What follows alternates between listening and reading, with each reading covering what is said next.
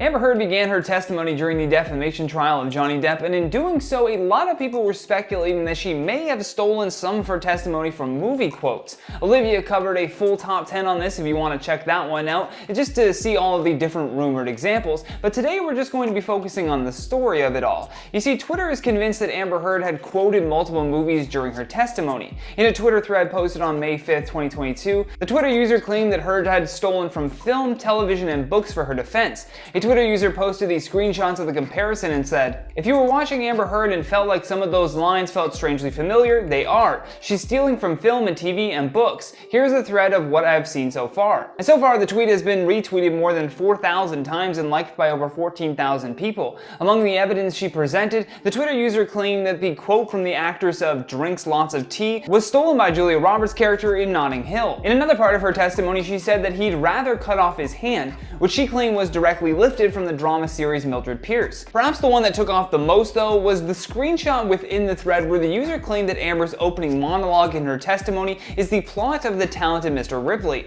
In that post, another user claims, "Her entire beginning monologue is literally the plot of The Talented Mr. Ripley, actual quotes from the movie, and featured a character who showered gifts that mysteriously disappeared." They then go on to quote and say, "The thing with Johnny, it's like the sun shines on you, and it's glorious, and then he forgets you and it's very, very cold. When you have his attention, you feel like you're the only person in the world. That's why everybody loves him so much." However, according to Snopes.com, who are infamous for debunking things, they are stating that this claim was shared without evidence. In the review, they stated, "The claim that Heard repeated these lines from The Talented Mr. Ripley was presented on social media with no evidence. Those asserting it did not share a video of Heard making the alleged statement, nor did they link to any news articles containing this quote or a transcript from the trial that would substantiate the accusation. The former fact was especially suspicious since video of this trial was publicly available," adding, "Heard did not make an opening statement. The above displayed meme says that the quote came from Heard's opening statement, and this is an odd claim. However, in that it was Heard's lawyer, not Heard herself, who made an opening statement on her behalf." They also provided several video links and timestamps to Amber's time on the stand to back up this claim. She took to the stand on May 4th, but she didn't make any sort of opening statement. When she took the stand, she was asked some basic questions, mainly her name, age, and etc. But she did not provide an elaborate opening statement like these Twitter users are trying to suggest. I'm not saying I'm a fan of Amber, I'm just saying that if we want Depp to win this thing, we can't have it happen by way of false information. When you give into sharing misinformation, you are no better than how Amber defamed Johnny Depp, and as we all know, two wrongs don't make a right.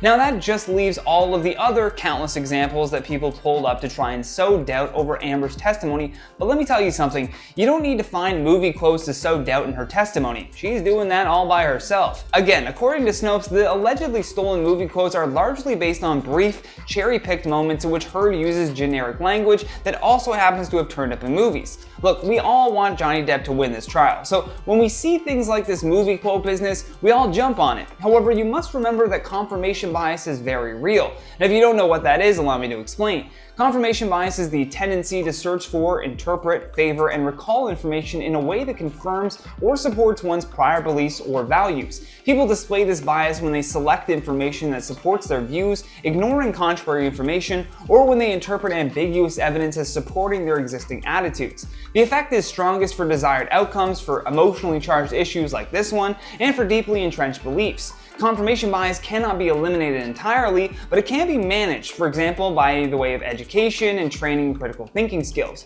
But I'd love to hear your thoughts on all of this though, because that's all the time we have for today. So stay classy, and I'll see you on the next one.